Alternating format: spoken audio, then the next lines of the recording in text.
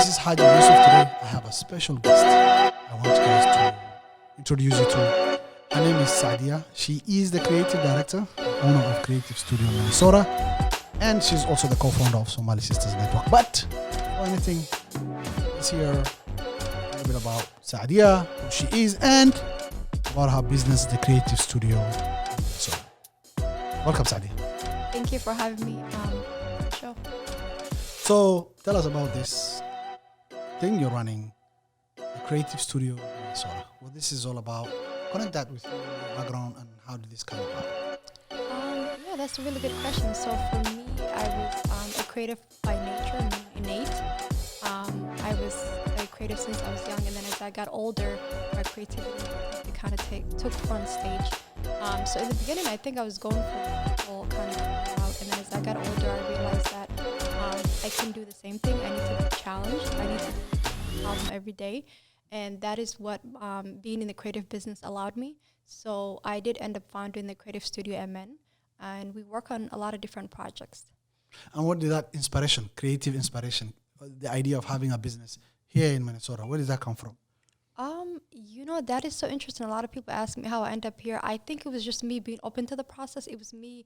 I tell people, first of all, was it a young age that you saw maybe your family or your mama or anybody that, you thought, go ahead. I would say I definitely get a lot from my mom. I think every girl would say that. My mom, back in the days, she was just always on the go. So for me, I felt like as I got older, I was like, I need to be challenged. And then I realized like doing my own thing, which relates to having your own business, was a route for me. Once I made that decision, then I just worked towards it. And you're a Muslim, you're black, you're Somali, you're female, so many layers. Beautiful layers. Beautiful layers. Sometimes it can be challenging in the West, right? Yeah. Because there's already an assumption, right? Yep. Have you met those challenges? Have you experienced some of these challenges where somebody looks at you and automatically assume you can't do it, or a challenge, put a challenge in front of you that you cannot move beyond, or you know what I mean? Struggle, because of your identities. Yeah, I think you're right. I am a woman, I am African black, and I'm also a Muslim. In the field I'm in, you're right, there's not many minorities and stuff. There's not many women in general as well. So if I'm collaborating or if I walk into a certain room, I do kind of, get the look like, interesting, it's like somebody new. And a lot of times the look is not a bad look. It could be like a curious look like, wow, we would like to kind of get to know her more. But I think depending on who I'm talking to and where they grew up, it could be a barrier as well too. But for me, what I try to do is I try to let my work speak for me. So if we're collaborating on a small project, one-time thing, ongoing, whatever it is, I kind of put the skill sets to the table. And after that, you kind of get a respect from them. So you work extra hard and try to prove that you can do this more than anything else. Yeah, and I would say I tell everybody kind of work on yourself, heal yourself, and find yourself, because I wouldn't say I work extra hard to prove myself, because I feel like I'm not really trying to Well, you know how it is, but there is an assumption that, for me, I'm a businessman. They have their assumptions. You know what I mean? Like sometimes, the assumption out there is a lot of big businesses, they look at you and they think maybe you don't come from the right place, or you don't belong, or you don't have the skill sets, or you don't have the channels to get to the right place that you want to get to, or that your messaging, you know what I mean? So yeah, that's what I'm talking about. Yeah, no, you're right. And I just wanted to mention that just for me, where I'm at in my just life right now, I don't think I work hard to prove other people anything. I think I work hard because I want the product to be good. That's just how I am naturally. I'm such a perfectionist. That's a good outlook. That's a very good outlook. I'm just such a perfectionist freak. So if I'm working on a project, whether it's with the individual or business, we want to make sure that their product is good. A lot of times you do campaigns of different types. But I would say yes. A lot of times, do people doubt you? Of course. Do they look at you like, can you deliver? Of course. I know at times somebody might just give you the small contract, or they might give you something small project just to see how you do, right? And after that, it's like, oh, we like your work. We like to work with you more. So then all you could do is just kind of... Which doesn't happen often, by the way, because I've been in a business and I've seen where I get a small contract, but I don't get a follow-up contract. It happens. It happens. So sometimes they just want to fill up the quota and say, hey, I work with a minority business. You know what? It's funny you bring up the minority businesses, because when the George Floyd incident happened in Minnesota, I kid you not, I was getting emails and people not of color, obviously, contacted me saying that, hey, we would like to explore, the studio, what services you have. We would like to collaborate with you. And I think that was maybe Minnesota trying to just make a change and kind of collaborate with more minority people. I would say this, there's times when we collaborate with somebody and we don't hear back from them. One thing I just want to add is like sometimes even with certain people, maybe it's just, I don't know, it's just maybe they need that one project, or maybe it's just not a good working, style too as well. So I don't really take things to heart. No, and you shouldn't. I mean, like I said, sometimes like we gotta put in extra work than other people, and we gotta really as up our game as a minority in any way, as a minority in this country. A lot of you're right. A lot of minorities feel like it doesn't even matter whether you have your business, whether you're in the corporate area, whether you're running whatever. They feel like we have to work extra. A lot of people did express that, so I definitely understand. Yeah. So I want to say two things. My role model always been my mom, because she was always such a go-getter, a strong woman. I would say in mentorship, I don't think I was even searching for mentorship, but I had a great older gentleman who kind of helped me here and there, but not really so much. But I always say thank you to him for any advices that he gave. So I would say in terms of me kind of pursuing what I'm pursuing, I do a lot of research. I just kind of look into things and see what I need to kind of do. As I get older, yes, I am kind of working on making spaces of how I could mentor back. So right now, the past couple years, I was mentoring. There was the place I used to live in Minneapolis back in the days. There was another neighbor who had like almost 8-10 kids. So I was mentoring her girls, and right now I think they're going from middle school to high school. That's something I was doing individually. But yeah, I think I've been working on how can I create platforms and spaces so then that people that look like me, or if you're a girl or black or Muslim, you feel more comfortable. And which leads us to the Somali Sisters Network. Yes. And that's another non-profit organization you have co-founded with your partner, Anisa Haji, who happens to be my wife, as always. We're all connected. Right, we're all connected. We're all related. Yeah. That's another place you're inspiring girls. I see you guys hold events. Tell us what the organization is about. Yeah, so the nonprofit literally come out of nowhere. I don't think even me and Anisa were planning to start something. I think both of us had a passion to. You see, amazing things just happen out of the blue. I agree. They're usually not planned, but things just, wow, this can work. Let's do it. But go ahead. I agree. No, I think we both had a passion of improving the Somali girls' lives. For me, my plan was to collaborate more girls who were kind of doing side hustles, maybe some startups and stuff, just to kind of make sure I do some campaigns for them. And then Anisa was kind of saying, hey, there's some girls who are over 18, students finding themselves, they're stay-home moms. So, and then, I don't know, we just kind of talk more, and then we're like, why don't we just kind of have a space where they could come and kind of network, and you could find new friends, but also you could find resources. So that's where the whole idea of basically networking professionally and personally came from. A lot of times people, after they go through middle school, high school, college, they're kind of in their own little spaces. Nobody sees anybody anymore. It's a good space to come out and connect with other women and just kind of find new friends, and pretty much. So, your organization, I see that you do collaborate with other organizations. What have you guys been able to do together with other organizations in the Twin City and Minnesota area? Yes. And just to finish off, I guess even what the whole organization is, so it is a networking space for Somali girls and women in Minnesota over 18 to network both professionally and personally. Our plan is to share our resources within each other and also share it with the greater Minnesota. So one of the things we're slowly kind of working on is a business expo where that Somali women in general could share their resources with the greater Minnesota, and the greater Minnesota could kind of support Somali women. Coming back to collaboration. Collaboration. Networking, collaboration.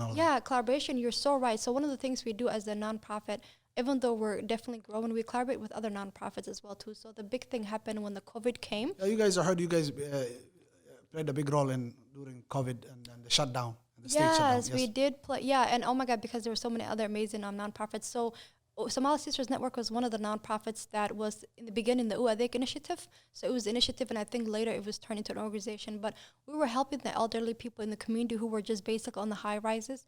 And I don't think they were getting some of their resources from the county stuff. So it was just a matter of time until things were changed so they could receive their services. So we were able to give them food and other things that they did need it. I think it was including iPods and other stuff, and information too as well. Another thing also we did is like Ramadan, which is the fasting month. We delivered, I think. Ramadan is a holy month in the Muslim, by the way. Yep. Yes. So that's when we fast for a whole month. Go ahead. Yep, and which COVID at that time was in the middle really of it. we served about, we collaborated with other nonprofits, Somali Medical Association, SNAPI. We collaborated with masjids, a lot of resources.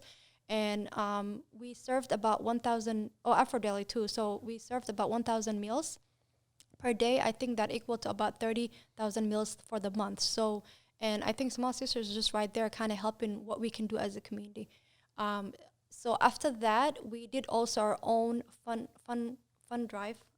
Food drive. Yeah, Which fun drive is fun too. I mean, That's it's how- part of doing food drive. You have fun as well, and you gossip and you do all these good Yeah, things. no, Yes. actually, you're Yeah. so right, because we did a milk drive, because when the protest was happening, when the race riots started, people ran out of milk. So we did milk delivered to the Hiawatha Towers.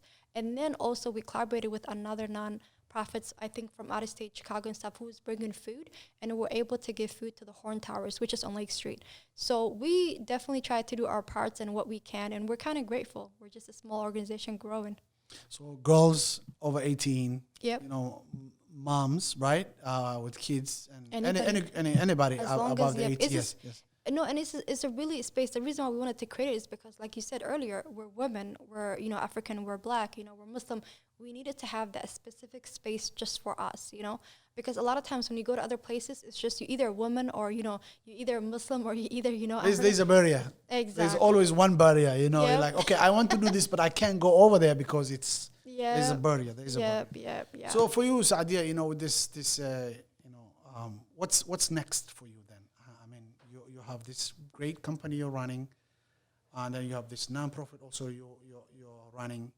What's next? What's the next step for Saadia, and how do you look to get more involved with especially young girls that look up to you, probably want to ask questions and want to be involved?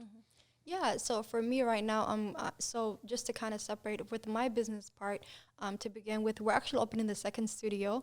We're hopefully hoping to close the contracts, hopefully to get it under contract by end of this year. And that will be sort of like the daylight studio. It will be more like where people could come and it'll be like a good light. And the downtown studio that I have is more dark studio. It's good for interviews and other stuff. Right now, actually, before COVID hit, I was doing a remodeling with the studios. So for us right now, after the remodeling is done, we're going to be relaunching with the new marketing. And we're hopefully able to provide more spaces to do voiceovers, more packages for clients, basically. A space for every young people to come record podcasts and stuff to express themselves. So that's something that's definitely coming out. For me, just as a creative director, I think in general, I am definitely challenging myself. One of my passions is proper media advocacy for minorities and Muslims. I don't think we get a proper media representation. We're always getting beat down by media at times. So for me, down the line, I do see myself kind of doing a little bit of documentaries and things. And just a visual storytelling too as well. And just business-wise too, by the way, this is not only, the creative studio is not only the only business I'm working on. There's other side projects I'm working on. Actually, there's another platform, me and another sister, we kind of come together as a business that we're building. It's going to be an online lifestyle where Somali girls are able to have healthy, proper media representation. And we're excited about that because we're going to be launching in December soon. Coming back to the nonprofit, definitely me and my co-founder, we kind of spoke about it, how we slowly want to grow. One thing we're working on right now, we have spring and winter event, and then we have a summer and we have a fall and winter event, and we have a spring and summer event. So fall and winter is our dinner galas, pretty much, where we come, we kind of discuss and kind of talk and let the ladies have a nice dinner. The spring and summer event is more like a tea or a brunch where we have a guest speakers, panels, and things of the issues. And all the events we're doing is that everybody could bring their card, they could come connect with other people, but also we want to provide a value and talk about a certain topic. So this past, I think we just recently did our fall winter dinner gala, and we had to keep it very small because of COVID-19. Yeah. It's been challenging, COVID-19. Yeah, but we talked about the three big things that happened in Minnesota this year, which was the COVID, the race riots, and then there was also sexual assaults that came out in the Somali community which we kind of worked on that.